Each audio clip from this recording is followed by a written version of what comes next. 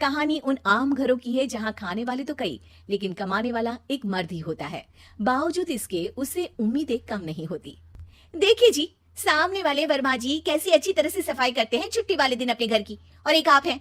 अरे यार, उनके पास कार है, ऑफिस पास में है और हफ्ते में 2 दिन की छुट्टी होती है, तो फर्क तो पड़ता है ना। मेरी तो शादी ही गलत हो गई। अरे कोई मस्त लड़का मिलता, कमाता भी, घुमाता भी, घर के कामों में भी मदद करता, लेकिन नहीं जी, हमारे वाले को तो कमाने से फुर्सत ही नहीं, और कमाई भी ऐसी कि कोई जरूरत पूरी ही नहीं हो रही है। सुनील बेचारा शीना को देखकर सोचता है कि शीना सही कह रही है।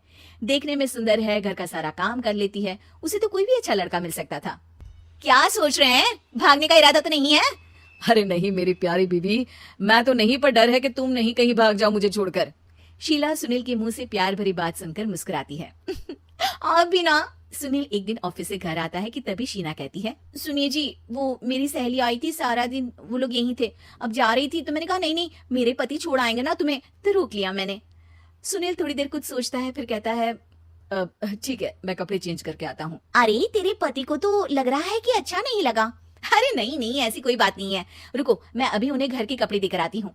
शीना अंदर जाती है जहाँ सुनील पलंग पर लेटा होता है। अरे क्या मजाक है, वो कह रही है कि आपने मुंह बना लिया। सही तो कह रही है, सुबह से अब ऑफिस से लौटा हूँ, एक कप चाय का तो पूछा नहीं, 20 किलोमीटर जाओ और आओ, और फिर कल उसी टाइम पर ऑफिस। अरे यार, मुझे गाड़ी चलानी आती ना तो बोलती भी नहीं आपको, और कौन सा रिक्शा खींच कर जाना है आपको। सुनील अब क्या बोलता। रात देर से आता है और सो जाता है। अगले दिन शरीर दर्द हो रहा है। अरे तो मत जाओ ना ऑफिस, चलते हैं ना मार्केट घूमने, फिर पिक्चर देखेंगे और रात में खाना खाकर घर वापस। सुनील जब सारे दिन की थकान वाला शेड्यूल सुनता है तो वो सीधे सीधे ऑफिस के लिए तैयार हो जाता है।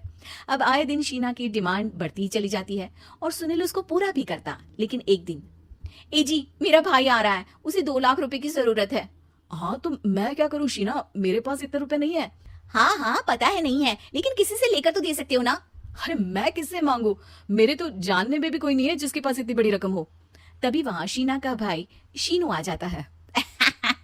जीजा जी कैसे हैं आप? अब मैं ठीक हूँ शीनू, अचानक इतनी बड़ी रकम की जरूरत कैसे पड़ गई? अरे जीजा जी, वो बिजनेस शुरू किया ना, तो उसके लिए पैसे की जरूरत है। काफी हो चुका है, थोड़ा पैसा बचता है तो मैंने सोचा आपसे ले लूं। अब देखो, मेरे ऑफिस में कुछ लोग हैं जिनकी सेविंग अच्छी है, मैं उन लोगों से बात करके देखता हूँ। सुनील ऑफिस से किसी से पैसे लेकर शीना को दे देता है। शीना वो पैसा भाई को दे देती है। 2 महीने बाद, अरे यार शीना, वो ऑफिस वाला आदमी अपने पैसे मांग रहा है, कैसे दूं? अपने भाई से बोलो ना पैसे दे दे। अरे हाँ हाँ दे देगा, कहाँ भागा जा रहा है, आप उनको बोल दो कि दे देंगे।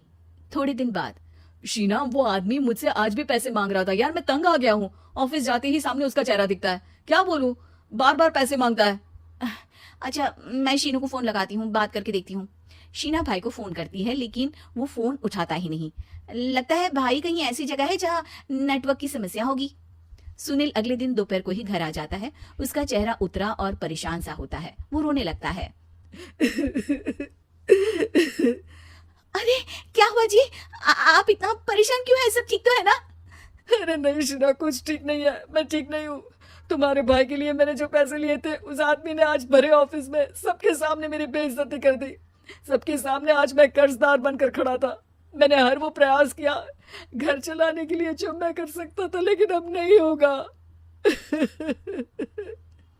वो फिर रोने लगता है। अरे आप तो औरतों की तरह रो रहे हैं, मर्द हैं आप।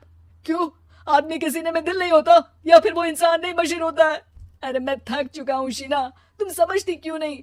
मैं भी शारीरिक और मानसिक रूप से थकता हूँ, मैं भी आराम करना चाहता हूँ, सुकून चाहता हूँ। मैं अब कुछ नहीं कर सकता। कुछ नहीं। वो बैठ जाता है। शीना पति को हैरान परेशान देखकर चुप हो जाती है।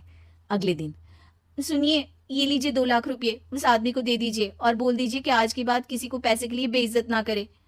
सुनील पैसे देखकर राहत की सांस लेता है। अरे शीना, तुमने तो मेरा बहुत बड़ा काम कर दिया, अब मैं शान से ऑफिस जा सकता हूँ, लेकिन ये पैसे आए कहाँ से? ये पैसे मैंने अपने गहनों को गिरवी रख कर लिया है। तुम ठीक रहो, निश्चिंत रहो, मैं बस यही चाहती हूँ। मुझे माफ करना, पर अब मैं समझ चुकी हूँ कि मर्द को भी दर्द होता है।